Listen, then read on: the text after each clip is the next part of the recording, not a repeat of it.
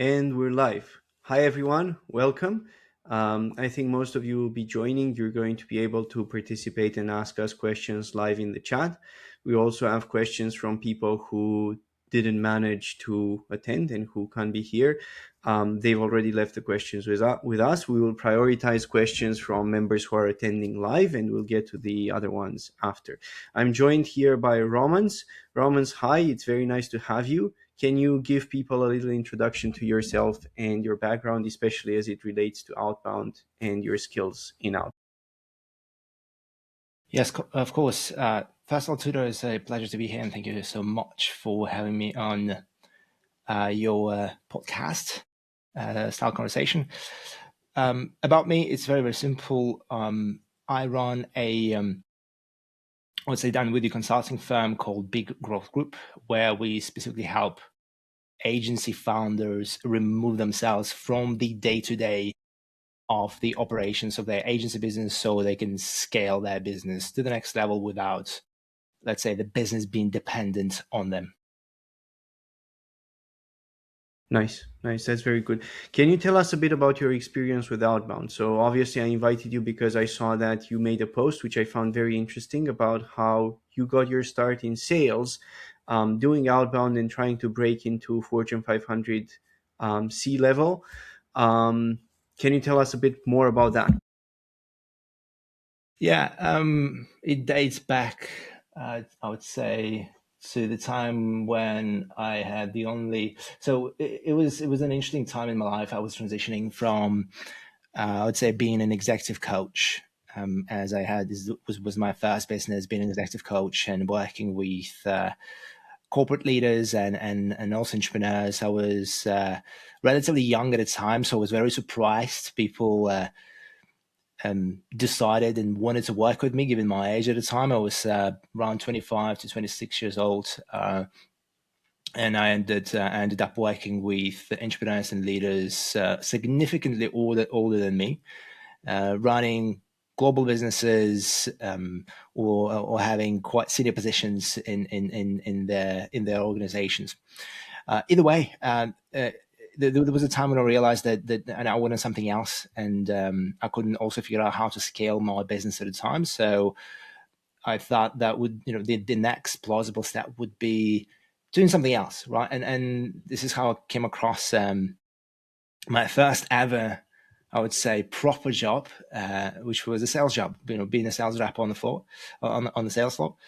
And the company that I worked for specialized in selling leadership, premium leadership training and coaching to Fortune 500 companies like Tesla, Nestle, Toyota, and so on and so forth.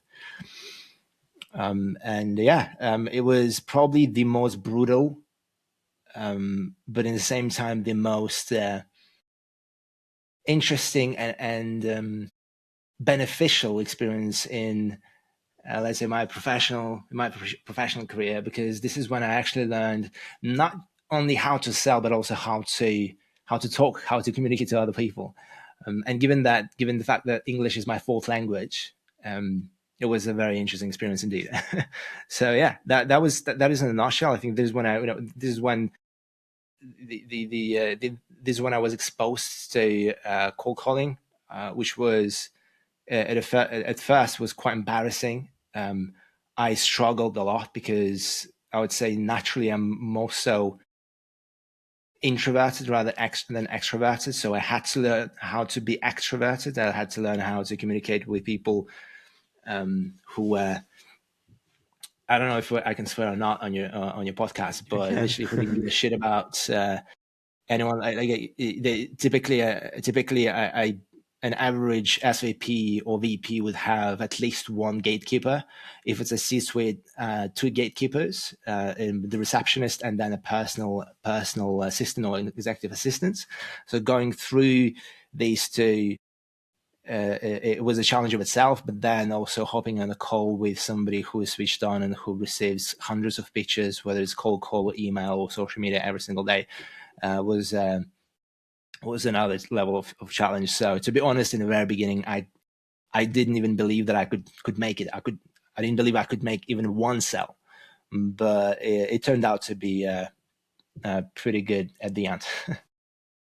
Nice, nice. What do you think makes the difference? Because a lot of people are doing or are trying at least outreach. Not everybody's getting results. It's a very tough field, as you yourself recognize in terms of getting results. What do you think makes the difference between the people who succeed and those who don't? I mean, I imagine you must have had other colleagues around the job, Mhm. and probably not all of them achieved your results. Yeah, look, I think it really depends on the personality, the character, the mindset, and a bunch of other factors. I don't think I'm a natural born salesman. I had to develop that within myself. I think I'm quite good at storytelling, and I'm quite good at visualizing what I want to achieve in my life, and maybe bringing people together to make it happen. But it's eventually a skill. Some people would pick it up easier than others. For example, back in the day when I worked for the company and on the sales floor, we had people who were astonishingly great at just pitching and being themselves, and kind of almost self actualizing themselves through sales. And for me, it wasn't something that I had to. Uh, for me, it was more so like a pretty steep learning curve. But I would say the first thing that I learned, that I realized it is a big differentiator, is psychology. Specifically, mm, there was one point when my colleague pulled me aside and told me, Roman, in order for you to actually break through the first two gatekeepers, or even have a chance of a prospect to start paying attention to what you're saying, you have to imagine that you're one of them.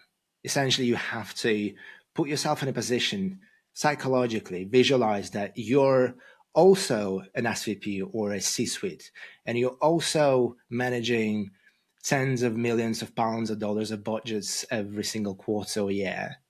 And you also have a bunch of multiple competing priorities, and you also exposed to, like, you're being bombarded with cold pitches every single day, and you have to train yourself to speak and communicate from that place, from that state of mind. And it's way easier said than done, because the next 3 to 6 months I had to actually train myself to think like that, but also communicate from that place. So I think the ability to it's number one, it's the ability to realize that on the social hierarchy, you're no different than the prospect that you're reaching out to, because I think C-suite is quite hard to get to, and a lot of people assume that. I mean, they they kind of put themselves automatically, right? You put yourself in a position lower or below them, as if they're the price. But if you flip the script and you realize that there is no social hierarchy, there is just you and them, and you just need to realize that you need to earn, essentially you need to earn their attention, and to do that, you got to be just like them. I'm Mm-hmm. not sure if that answers the question, but like I would say this is the most important principle that I've learned. There are a bunch of other things, right? But for me, it was the most important one. I think that's a huge one, and it's also what makes sales difficult to teach, right? Because part of putting yourself in their shoes is having some of their experiences, and it's very difficult if you don't have any similar experience. It's very difficult to sort of get yourself in the right mind state. Whereas when people start selling or try to sell to a segment that they're more familiar with, usually their results go up with that segment, and it's simply because they understand the psychology better. I think part of it definitely has to do with experience. We have a question from a participant, Richard. I will put it on screen. He put it in the chat. He says, Romans, did you work on your accent if English is your fourth language? Yes, I did, actively and proactively. Um, Did that and play an one of impact? and I learned on my accent after that sales experience that I had. So I cannot tell you. It was just a preference. I don't think it's a personally. I don't think it's a prerequisite for personal or professional success, unless I believe unless your job requires you to communicate effectively and persuasively with your target market, with your ICP or whatever. As long as you're clear and as long as you come across as an effective communicator, I don't think accent is like more so like a cherry on the top, but I don't think it's it's an essential part of sales. I mean, I don't have good accent at all, so There we go.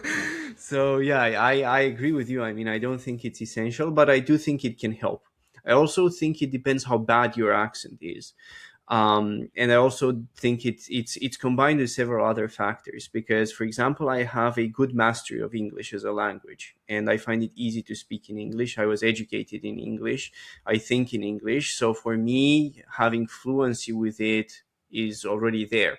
But many people, when their accent is not good, their fluency is not good either, and then it becomes more of a problem. Largely because, it's this weird feeling. People feel like you're probably not going to understand them, or they can't share more complex ideas with you. And I think that that definitely has a negative impact on sales. But it's person to person. Yeah, 100%. It's as I said, it's I agree. I totally agree with you. It's first of all, it's a preference. Second of all, um, yeah, it's more like an extra to if you want to, of course. Yeah, absolutely. Richard says, "Thank you. Was trying to place it. That is all. Tudor's accent is great." I mean, Richard, I think that's a huge exaggeration, but thank you.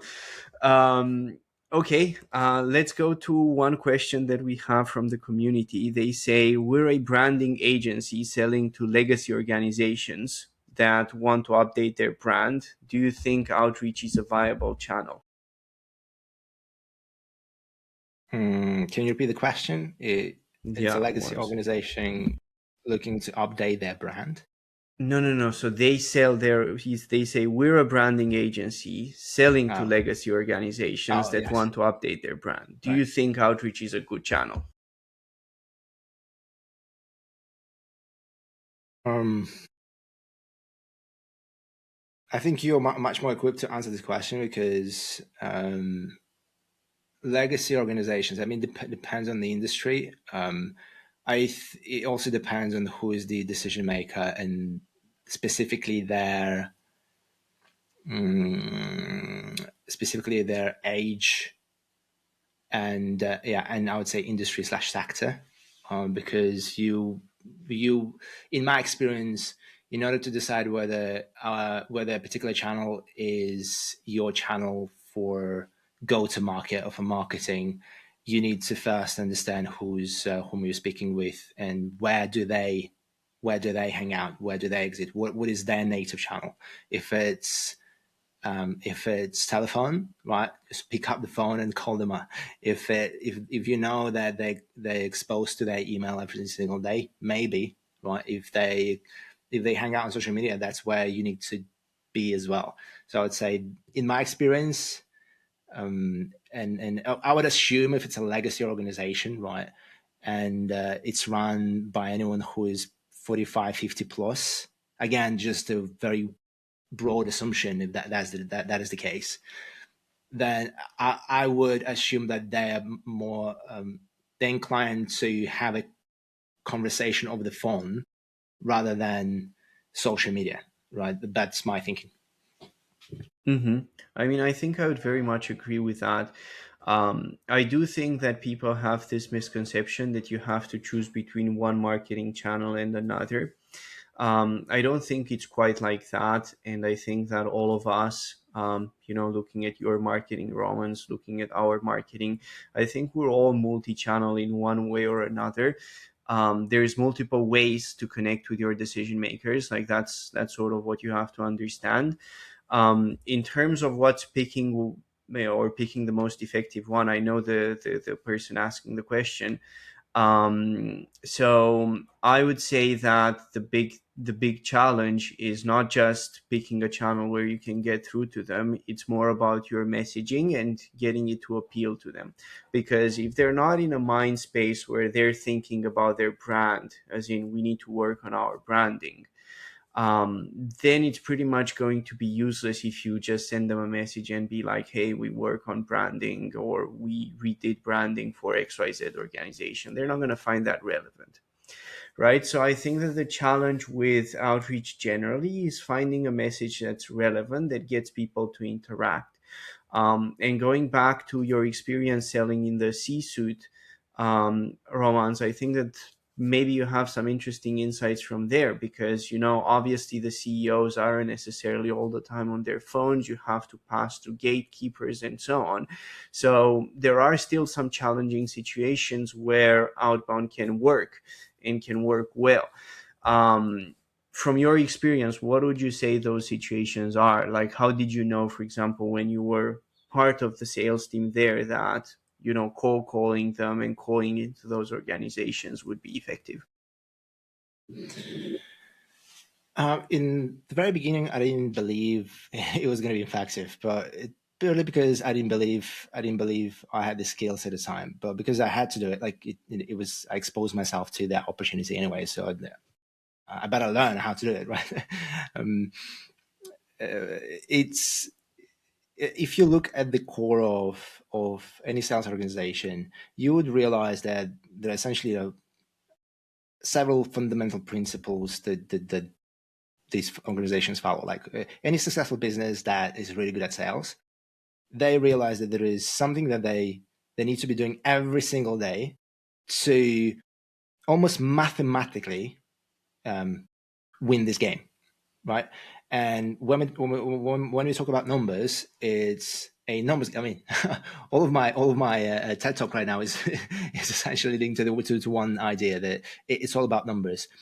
And in order to have even a shot at winning or having some sort of sales conversations with your ideal prospect, you got to be roughly consistent at putting out large numbers of either outbound messages or calls or emails every single day, right? There is a certain benchmark that you have to meet every day, right? Back in the day when I was doing it, it was around 200 dials a day, 200 to 250 dials a day. If you don't do that, nothing else matters, right?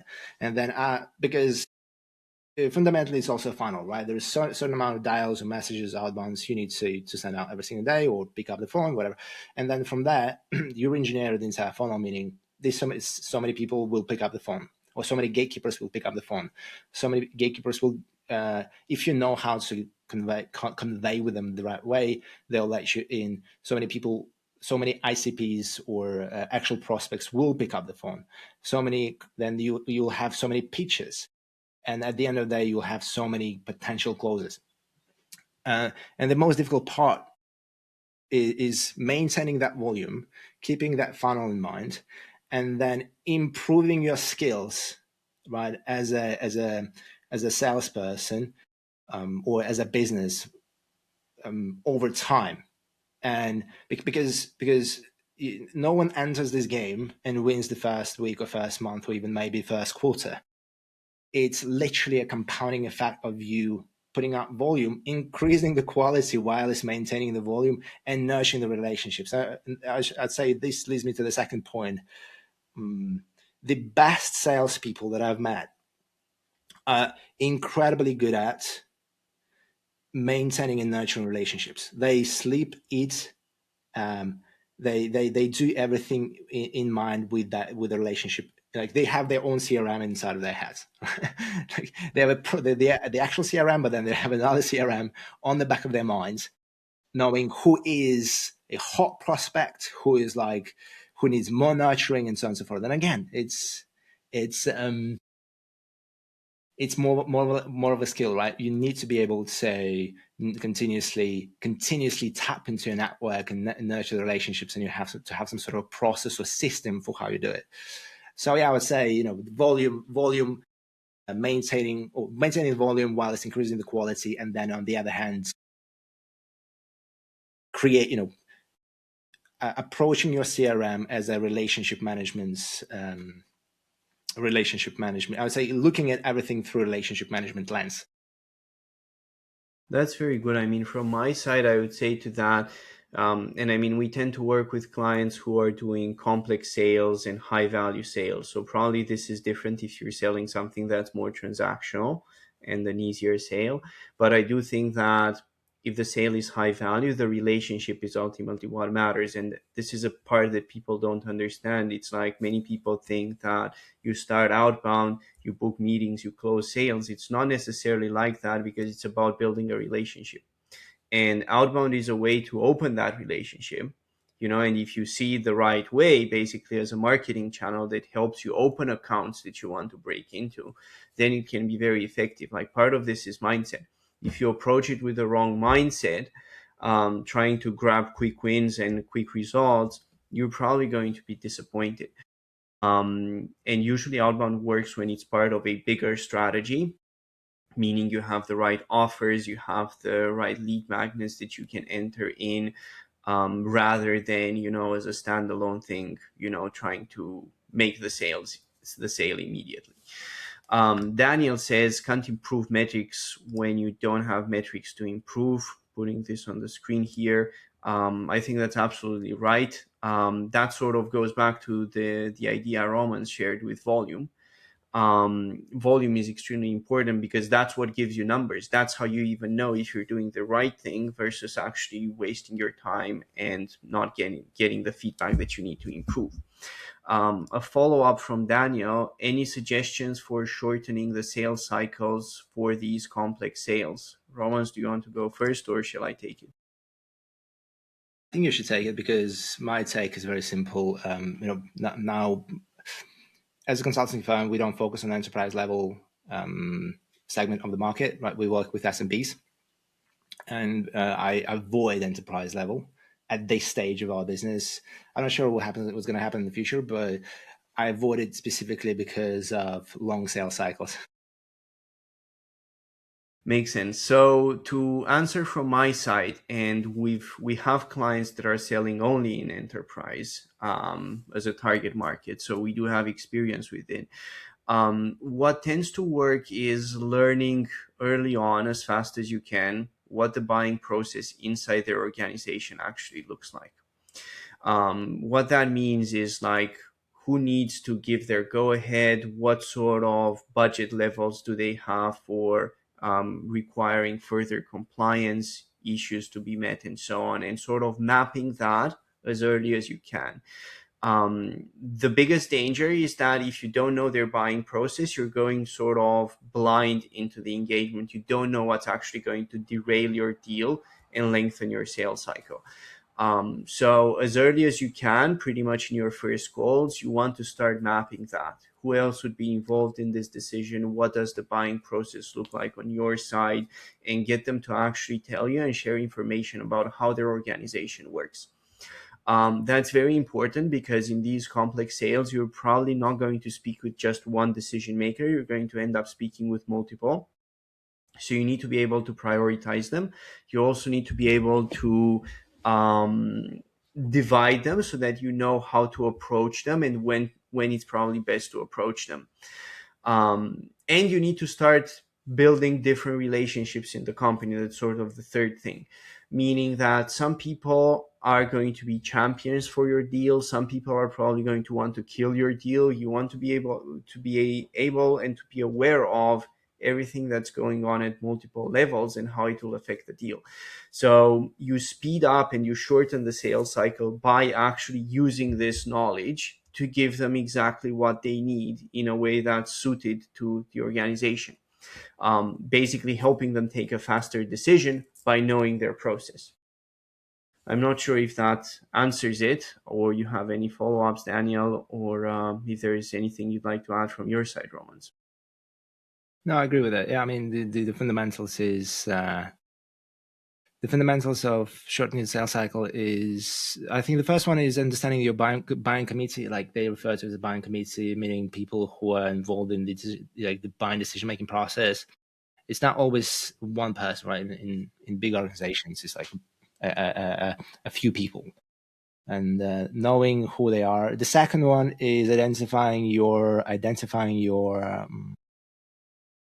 of there's a specific term for this person, but essentially somebody who's going to be promoting your deal within their organization, and typically is somebody who is bought into the solution. And it doesn't have to be a senior person, by the way. It could be also junior or middle management, but involving them in the process is very important. But again, there is a strategy called ABM, account-based marketing. If you look into that framework and strategy, you will learn a lot around how to approach not just sales but also marketing when you're targeting your ICP in a more specific and targeted way. Mm-hmm. Yeah, ABM is very good as a framework. You can do outreach in a very ABM kind of way, and you should if you're targeting enterprise. Like if you're targeting enterprise, you can't just load, 10,000 emails and hit go. It needs to be a lot more relevant because you're dealing with people at a very high level who are very rational. Usually they understand what's good for their business and what's not. And if they don't see that it's relevant in pretty much the first couple of seconds, it's game over. They're just not going to be interested.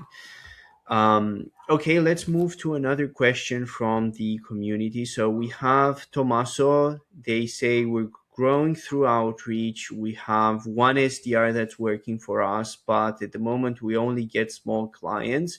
What needs to be different to win bigger ones? I think this is an interesting one, Romans. Perhaps you want to tackle it. Also, if you can bring in part of your experience, if you've worked with organizations to build sales teams, I think that would be interesting because it seems to be one of their challenges as well. Tudor, can you repeat the question because you broke down a little bit when you were... Yes, no problem. So they say they're growing through outreach. They hired an SDR and their SDR is working, but they're only getting small clients. What needs to be different to win bigger ones?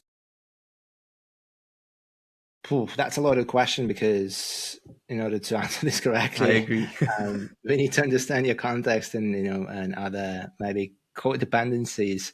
It could be the SDR. It could be the fact that your SDR is not good, and or maybe you haven't given the right context to the SDR. Maybe you as a whole, as a team, you don't know your IC, like you haven't clarified your ICP. It could be the fact that the messaging itself, just like Tudor explained before, the messaging itself isn't nailed. It's not calibrated for your specific ICP. So what I would say, because your question is quite, I wouldn't say vague, but it's very broad. You need to sit down and again create a hypothetical funnel of what ingredients do we need to have in our sales and outbound process in order for us to succeed. And it starts with understanding of your ICP, what their needs, their problems, then to your offer, to how you communicate your offer, to then who is the SDR person. Evaluate them, let's say on the scale from 0 to 10, something simple, right? And then track their process and what they're doing inside of, where do they message you, how do they approach your target audience. And then again, you look at your entire funnel and assess where the leaks are. Again, it's a very sort of traditional consulting approach or coaching approach to breaking down or identifying the root constraints of any sales approach. Mm-hmm. Yeah, I mean, I would say that from my side, if they are booking calls, but it's with the wrong audience, then most likely they're either not prospecting the right clients. So something is breaking off there. They're just not reaching out to the bigger clients. Or second of all, it's like the message, they are reaching out to the bigger clients, but the message is not resonating with the bigger clients, and then it's sort of like a messaging problem. I would say it's one of the two most likely. I would say that it's less likely, and I do agree with Romans because the question is very vague. Like, we don't really understand what you're selling, for example, and who the target audience is. So it's tough to say. But I would say it's probably, if they are booking with some audience, it's probably not due to work ethic. It's probably not due to them not following some process. It's just that probably it's not the right one. Yeah. Cool. I mean, Romans, I'm interested to expand from here, and I have a question from my side. If you can share some of your experience when it comes to working with with organizations to systematize or to operationalize the sales and the outbound side of their business, if you have such experience already. I'd be curious to hear your insights with that, specifically common challenges that you've seen companies face. Um, and common solutions that tend to work well. Yeah, look, yeah, so it's going to be very relevant for anyone who is, I would say, targeting SMBs, because what we do, as I said, we specifically we specialize in redesigning internal systems and processes when it comes to operations, delivery, and also we're now getting into the sales part of it a little bit. But a lot of what we do is there to help the founder of the business remove themselves from the day-to-day, from specifically from the weeds, so they can actually start leading the business rather than just being inside of it.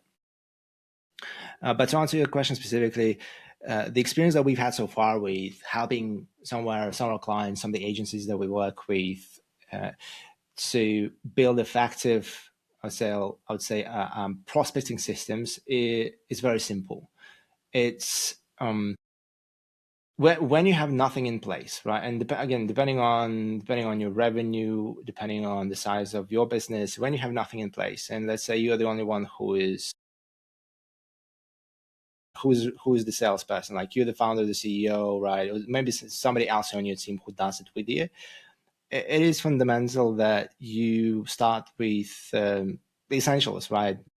Who you're selling to, the needs, the problems, and then you need to pick a channel. But what we do, because I primarily drive business through inbound led outbound on LinkedIn, right? I post content and I do outreach, and that allows me to generate sales conversations.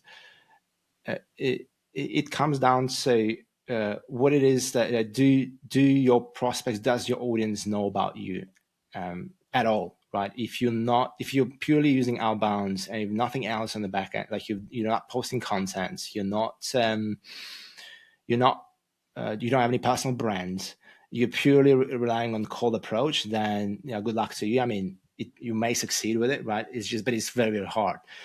As Tudor said before, we in business of, let's say, multi-channel marketing and sales.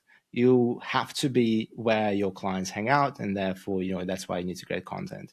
Anyway, I'm gonna stop convincing people to create content, right? This is a prerequisite. When you go on LinkedIn, you have several tools at your disposal. Sales Navigator, right? People still do not use, like most people or most founders that we work with do not use it because because maybe because they perceive this tool as a very complex or maybe sophisticated and they don't know how to do it. But it's essentially a tool for you to grab your audience or grab your ICP and invite them into your little circle, little brands, right? Whatever you're building.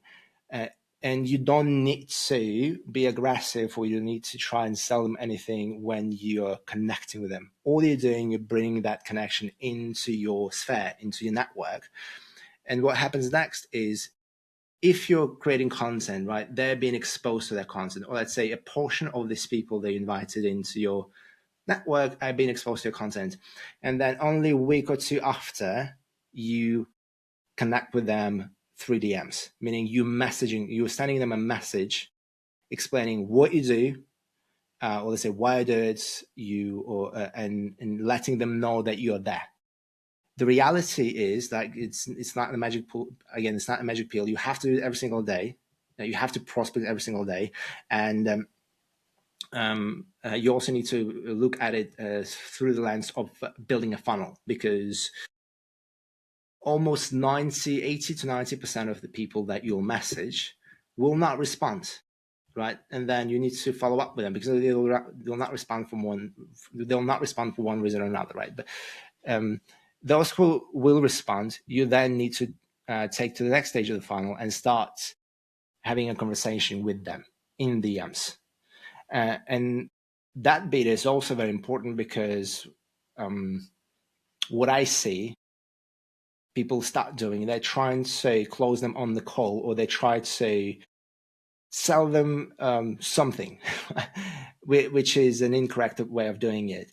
What you want to do is to imagine that you're literally standing on the street and you just grabbed a stranger, a passing by stranger, and you initiated a conversation with them.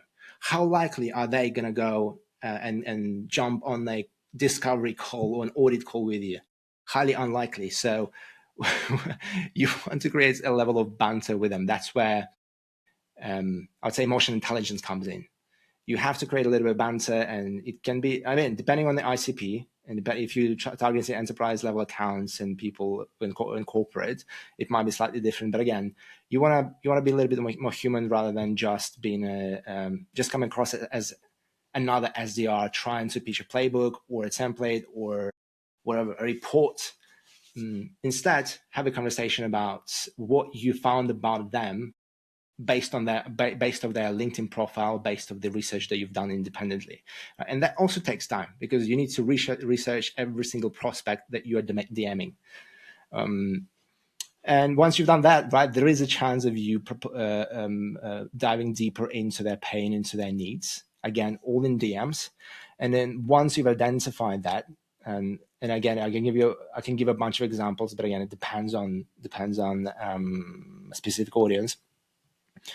You offer them to jump on a call, on a casual call. So this is how you take them off LinkedIn. And ideally, you either take them to WhatsApp, or you straight book a call with them, where you take the conversation in a more in a more businessy way, if that makes sense. And that is the firewall. And then you repeat every single day until you build a solid pipeline. I know it's not easy; it takes time. You will probably need to spend several hours a day doing that. But once you build the pipeline, once you've created the solid flywheel, only then you hire an SDR and you teach the SDR to do that, right? As a junior or midway SDR is not going to do that for you. Like, they're not going to bring a system and will do that for you. It's highly unlikely. Maybe a senior biz dev person, or maybe a former chief commercial officer will do that, but they're expensive. Again, depending on where you are in your business journey, but you create the flywheel yourself. You're passing on to the SDR, and then maybe you're plugging in another channel while the SDR is doing your work. You're maybe doubling down, or maybe you're taking your personal resource time and you start investing it into something else, or you're taking money from what you've generated so far from your pipeline and you're using ads, or maybe email, or something else. Mm-hmm. Makes sense. I mean, I think it's very interesting from our observation, both for ourselves and for our clients. Content by itself is not a lead generator, but content helps greatly on the conversion side of things. So Outbound still outperforms content when it comes to generating the leads, but the clients that have weak content, or that have weak authority generally online, tend to do worse on the conversion side, meaning their closing rate is much lower. They struggle to close leads that are being booked, and so on. I think that the system that you provided is very good. So if you're starting out sort of as a solo founder, you sort of have to do that. As Roman said, you're probably not going to be able to afford to work, for example, with a company like ours, where we can take over, we can train an SDR and put them to work on your system. So it's going to be a better approach to do it yourself. Once you scale and you reach a certain size where it makes sense, then you can start reaching out and either finding an SDR yourself or working with a partner who can train the SDR and make sure that they are actually speaking as they should to your target audience.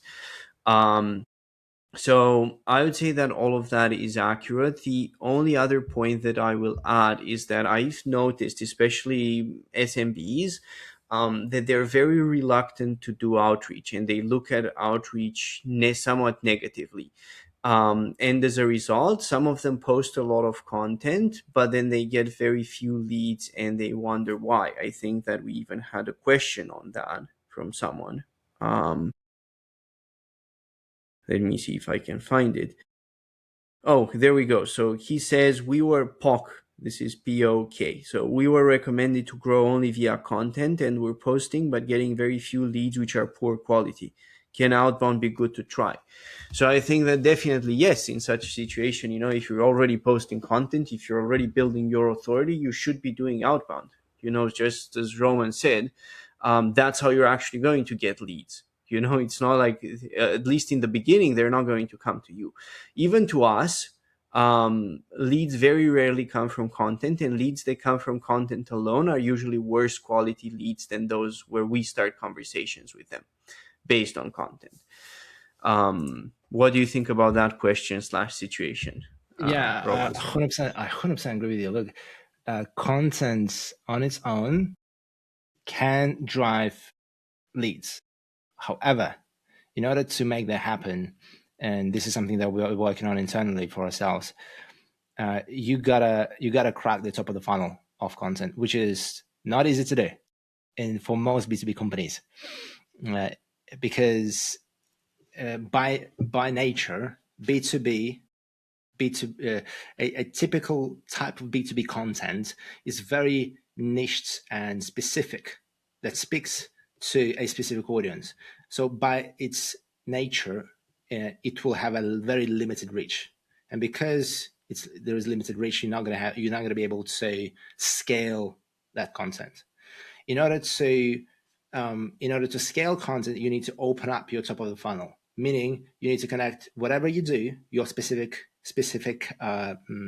topic of your service, to a broader, more entertaining, more interesting topic that appeals to a broader audience, including not your non-NCP, not a non-ICP. A great example of that is an agency, a B2B marketing agency called Dapper from Amsterdam, from the Netherlands. I know them, They, yeah. you've probably seen some of their stuff. Tycho Luten or something like that is the guy Yeah, behind it, yeah. yes. So what they do, they create mini parodies on using famous movies like Wolf of Wall Wolf of Street, Wall Street, or yeah, that's a good one. I see. there are a few others, right? They would take and film a parody embedding their own topic, which is B2B marketing lead generation. And they become viral on LinkedIn, right? And there are other ways of doing it, but that is the point, because if you're not trying to crack your top of the funnel content, if it's not your priority, if it's not your strategy, then yes, content is there to typically nurture your audience, and they're not going to come to you, right? No matter how amazing of an expertise you're putting out there, you'll it's just like Tudor explained. It's more so a conversion mechanism. It's more so a top of a, helps you to stay on top of the mind of your audience mechanism. But you still need to be doing outbound. I think it also depends on who your target market is. So that type of advice, going big on top of funnel content, tends to work for companies with a very wide TAM. So Dapro, I can't remember their name, but I know who they are.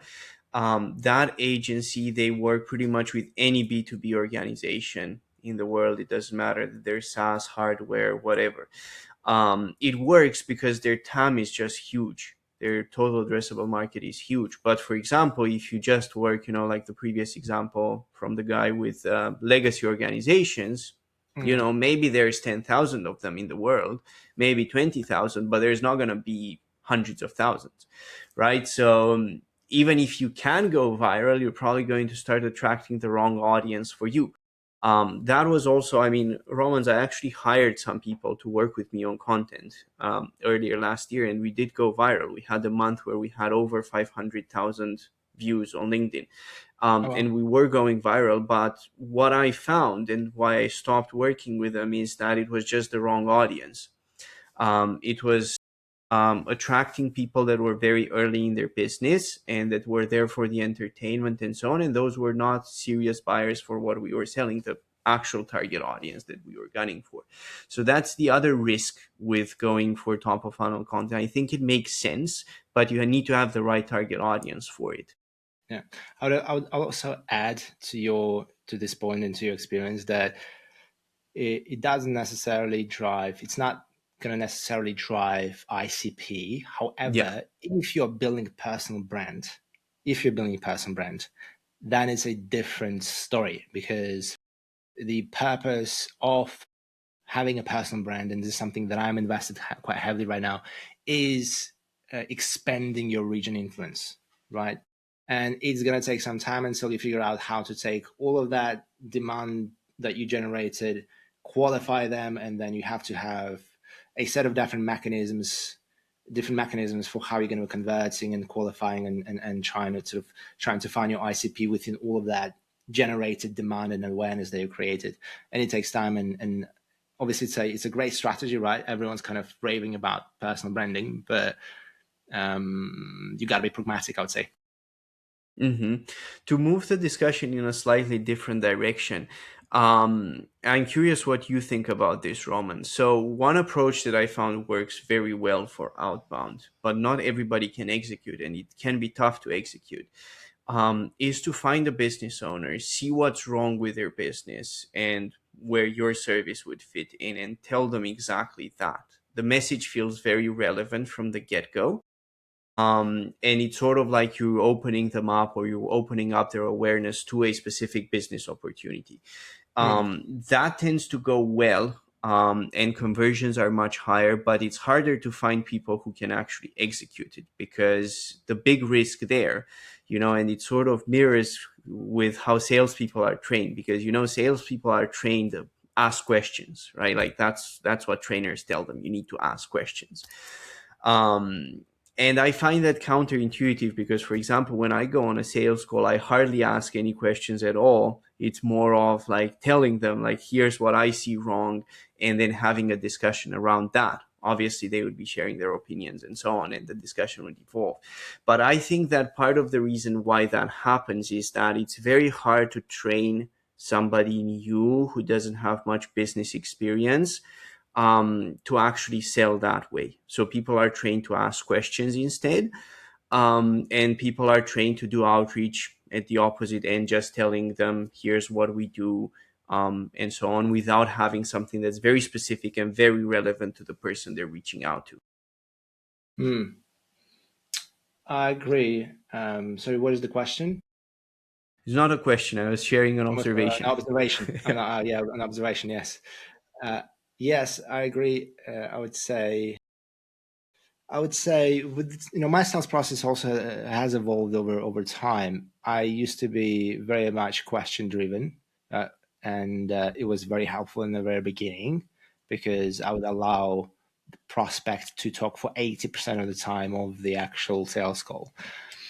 But then, as I've gained more expertise and experience, and I've become more confident in what we are currently selling, um, I realized that a lot of the prospects that we speak with, right, they want to be told and almost like guided towards a proven solution, right?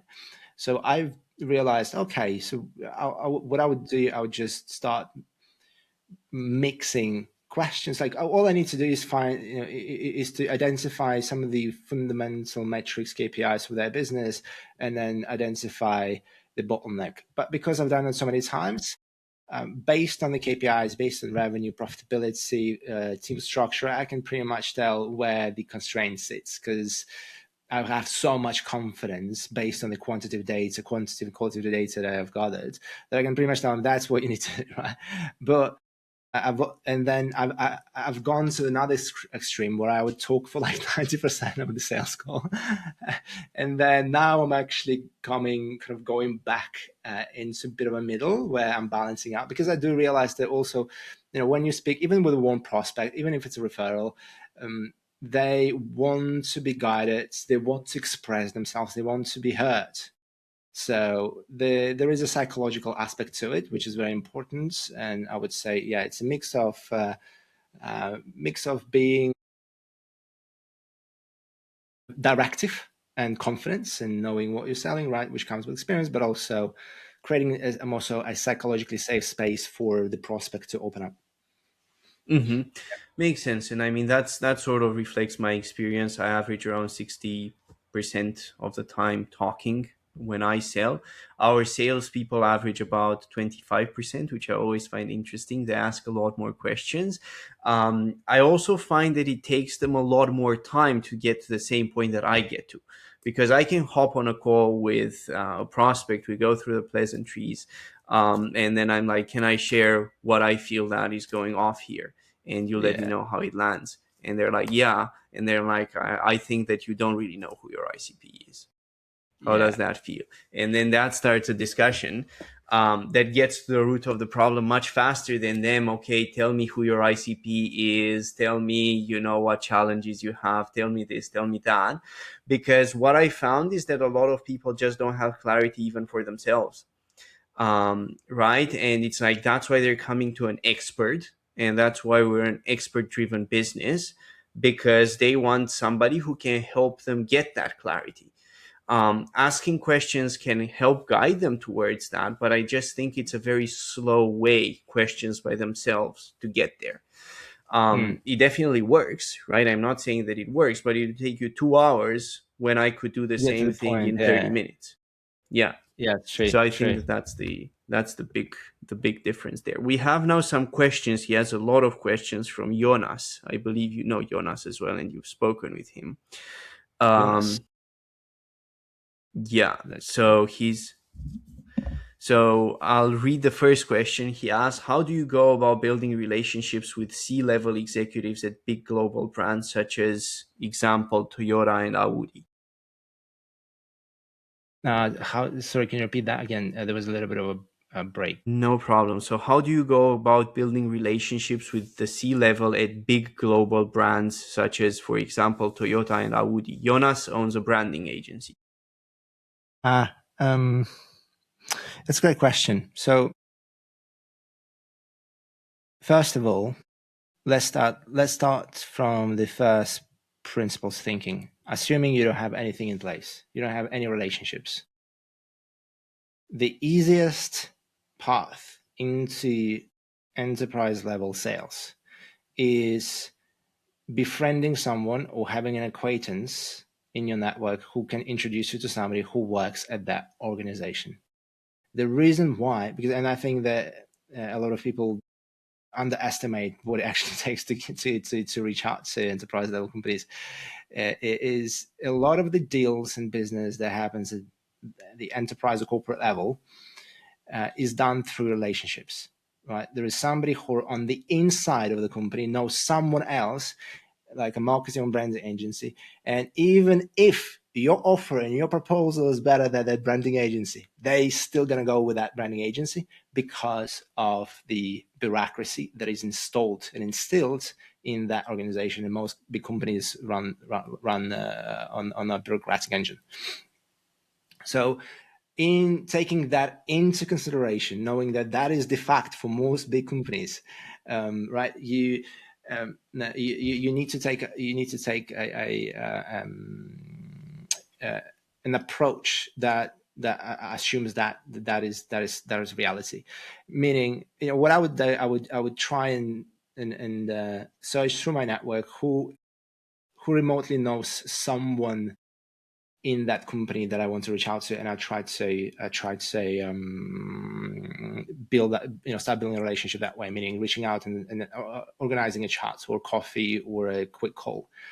That is step one. Step two, once you have someone that you know, the nurturing part is where you, I mean, you can do quite a bit of googling, right, around how to approach a buying committee, how to understand who sits on the buying committee, because it's not, a lot of that is not, not a publicly shared information. every company has got a slightly different structure. So you want to almost like spy yourself into into that environment, and and prove that you can provide a sensible solution. I actually have a client of mine who is a web designer, web development agency for scale ups. So he works only with VC backed scale ups that do anywhere between on the bottom, like multiple 8 figures all the way to say $1 billion valuations. And the way he got his way through is through networking communities on Slack. So he did one of a freelance gig for one person, and then it turned out to be quite good. So they've done a few more, and then they referred him to another company, and now he scaled from literally like 10K, so being like a freelancer, to 10K a month to all the way 60K in like 3 or 4 months. And he realizes, oh, okay, actually, I don't need to be quite heavy on content or outbound. I just can continue leveraging my relationships. So, but I mean, that is the true. I'm sure Tudor will argue that if you're using outbound properly, there is another way of doing it. But in my experience, that's how you do it. Mm-hmm. Makes sense. I mean, that's definitely a good way. What you can do to speed up that process with outbound is go through the process of trying to build channel partnerships, meaning adjacent businesses to what you do who already sell to enterprise, who already have Mm. those clients, and trying to become a partner for them, either by doing free work, either by offering them something that they would perceive of high value and starting a relationship that way. Then they can introduce you. When trying to break into enterprise, that's channel partnerships are actually one of the first strategies we do with clients. So it's definitely something that works, but you don't have to rely on random occurrences or, hoping somebody in your network already is connected with that company. You can build those relationships from scratch. And I think that that's sort of the big unlock that Outbound as a channel can facilitate. The other thing is that you can go directly. But if you go directly, you need to produce something that's of a high standard of value and that's relevant to the thinking level that high level decision makers have. Like, I'll give you an example. A decision maker at Audi, let's say a regional marketing director, is not worried about how do we get leads. They're not worried about, what's our cost for ads on the ads that we're running in magazines and airports or whatever. They don't even think about that. Like, it's not on their radar.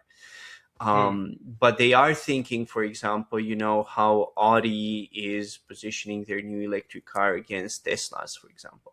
Those are sort of higher level, bigger picture issues that they care about. If you were to publish something about that, if you were to invite them to a podcast, if you were to invite them to a dinner with other auto executives in the same position, and you would do that through Outbound, of course, then you actually can initiate a relationship with them that's a lot more direct.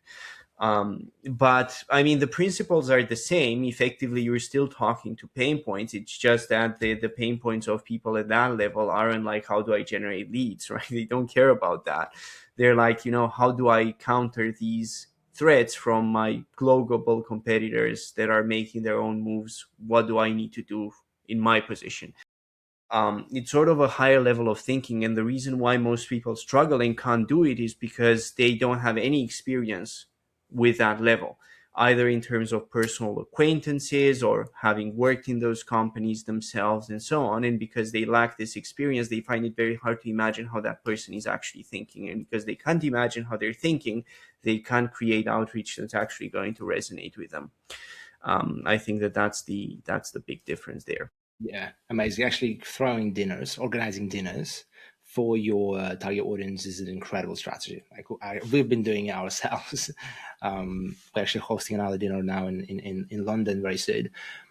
And if I was to start from scratch, and I was like, if I had enough confidence from the very beginning to organize something like this, I would definitely do either dinner or lunch around the pain points your audience faces. Definitely, this is such a great strategy to start building relationships.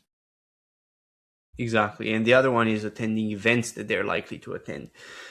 We had our sales team. There was this event for, we also work with tech firms. There was this event last year, TechCon, in Bucharest. We sent a salesperson from our side there because, our target audience was there, and they were very high level people, like, for example, CEO of Expandi and so on, that were present there. That you pretty much would not have another chance to interact with them, but you can at those events. So it's like you can combine outbound. You can do outbound before the event so that they know about you, and you can maybe schedule some time so that you can actually speak with them at the event. There's a lot of strategies that you can use. Follow up from Jonas, he's asking 3 more questions. What kind of messaging actually gets C-level executives to respond today? From my side, I believe I've answered that. I don't know if you want to add anything else, Romans. What kind of messaging do? Can you repeat the question? Sorry. What kind of messaging actually gets C-level executives to respond today? Yeah, look, I get again a slightly vague question because is it do you mean texts, content, or overall messaging? I don't think maybe I'm not. I'm the best person to answer it. Maybe Tudor is for you because again we're not like today we're not targeting C-suite, so I don't know what works, but I think fundamental principles remain the same. If you just using social media or just kind of spraying around with like templated outbound messaging, it's not going to Yeah, work. that's not going to work. What Tudor just said, like truly understanding their needs, like not assuming their pain points and needs, but like doing a proper market research, like allowing yourself to go on Reddit and social, connecting with people for research purposes, right? Not trying to sell anything, but truly understand their needs. That's how you find that what they care about. And one thing that I've done multiple times when I launched a new product, service, or offer, I would. My tactic was very simple. I would go and interview 20 people from my target audience on the premise that I'm doing it for a white paper, to produce a white paper or a research, and I'd publish that research amongst social media, but I'd give them also exclusive access to that research. And funny enough, every single time I do that, I would land a client on the back of it. Out of maybe 20 people that I would interview for a, let's say, white paper, at least one of them would convert into a client. Yeah, it's a fantastic strategy. I mean, we apply it with our own clients, the white paper approach. It works in 2 ways. First of all, you can book them when you're actually interviewing them, and you can find their pain points by interviewing them. And then you can pitch a lead magnet, free brand strategy, whatever, at that point to them. So that's way number 1. But way number 2, which is even more powerful, is you actually get to create the white paper, which positions you as a thought leader in the field if the topic is well chosen and is relevant to them. And then you can use it for further outreach, because now you can reach out with that as a piece of content to even more people. So that helps on both fronts. You're going to get leads first, you're going to get leads second, and you're going to build the authority of your company. So it's a very powerful strategy because it integrates different marketing approaches together in one thing. It's an approach that works great. We use it with a lot of our clients as well. Okay, next also from Jonas, 2 more from Jonas. So he says, how do you recommend doing outbound in a way that still feels premium and relationship driven? So it's for you. It's definitely for you. Yeah. Okay. Yeah. I think that if you want your outbound to be relationship driven and premium, then it can't be automated. the moment, I mean, it's very easy for humans nowadays to smell when a message is automated and when it's templated, because they see that it's not instantly relevant to them, and they see that you haven't actually looked into them and it's not specifically for them. The moment that happens, especially at a high level enterprise, it's game over. Like, those people are not going to waste their time with you. They've already been through this game 1,000 times. They wouldn't have gotten to the place where they are if they haven't. So the way you are premium and relationship driven is by actually understanding their psychology. I would say that that's step one. Roman's communicated that at the start. That's sort of what he had to do when he was trying to break into the C-suite as a seller early in his career.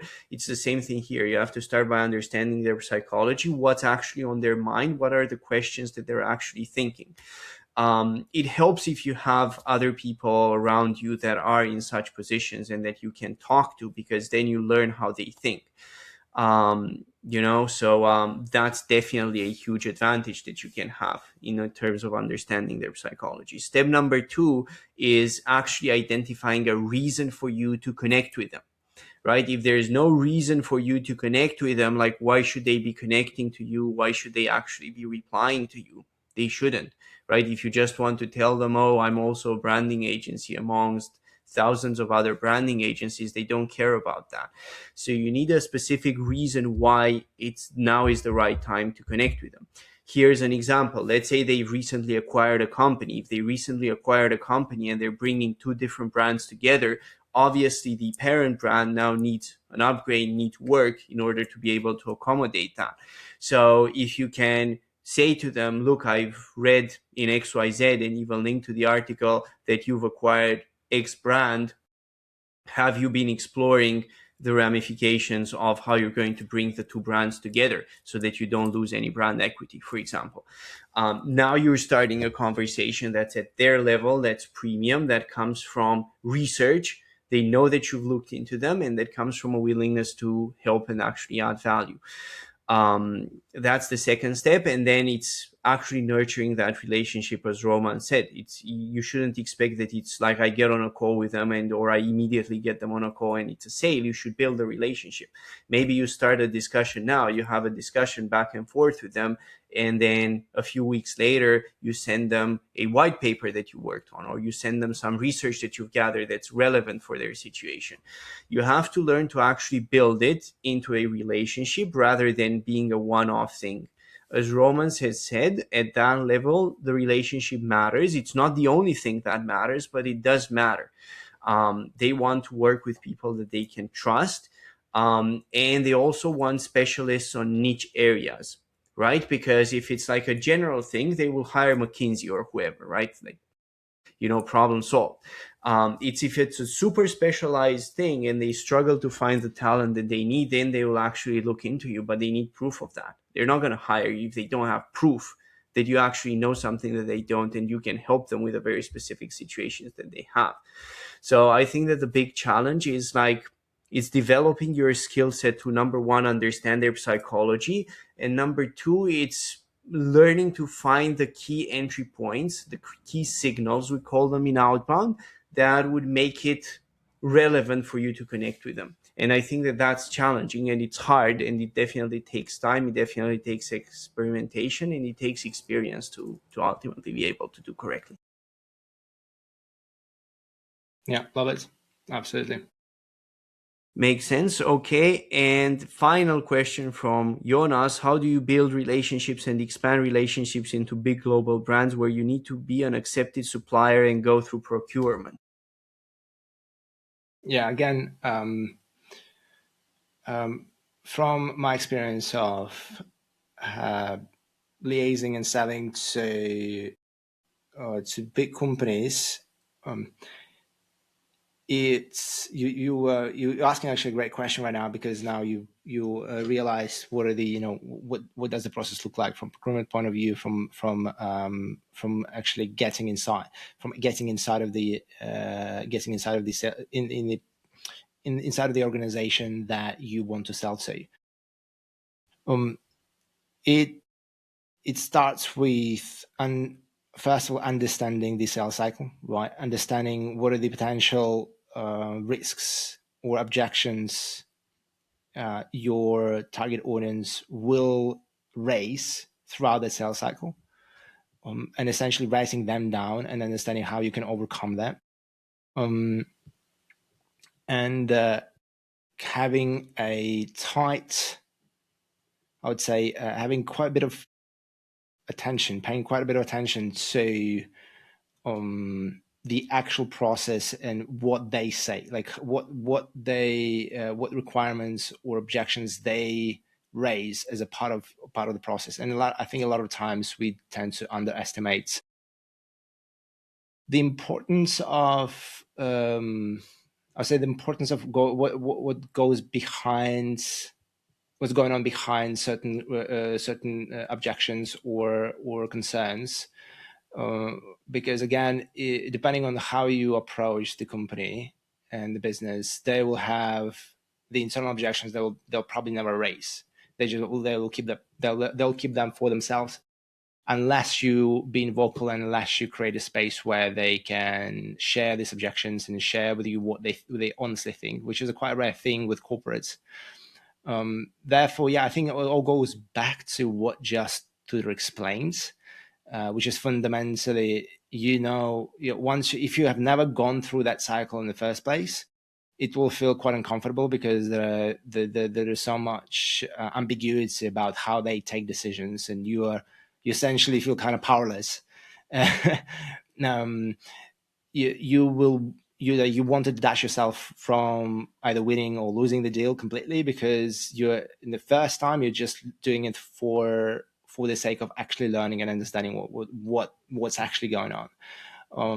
And then, yeah, I mean, I know my answer is quite ambiguous, but I would say if you're starting from scratch, you will need to let go of a lot of, or you need to let go of the attachment to the deal. The other thing that I would want to add here is that you also need to be careful with your own deal structure. So, for example, we have a client. Obviously, I won't name who they are, but they sell into enterprise and they've structured their deal so that instead of being a big long-term commitment for their work, it's a pay week by week type of thing. And if the contract is week by week and they can cancel any time, what that means is that it's below the threshold where it needs to pass through procurement. Okay, so they avoid procurement entirely because the decision maker can say yes himself. He doesn't need procurement. And that comes because they understand the sales cycle and they found the winning move in terms of their deal structure that helps them break into enterprise more easily.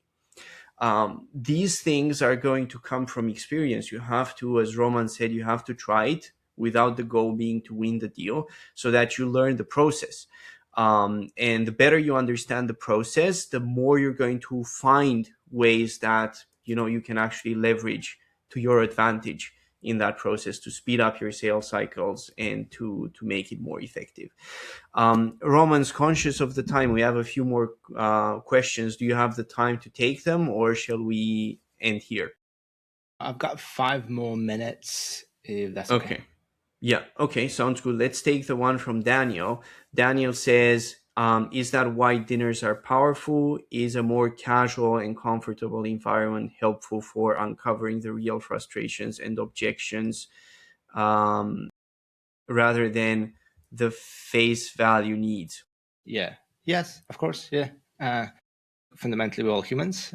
We just want to we want to connect on a deeper level with other humans, as long as you like the kind of humans that you work with, and as long as it doesn't have to prerequisite. I mean, you don't need to like them as well.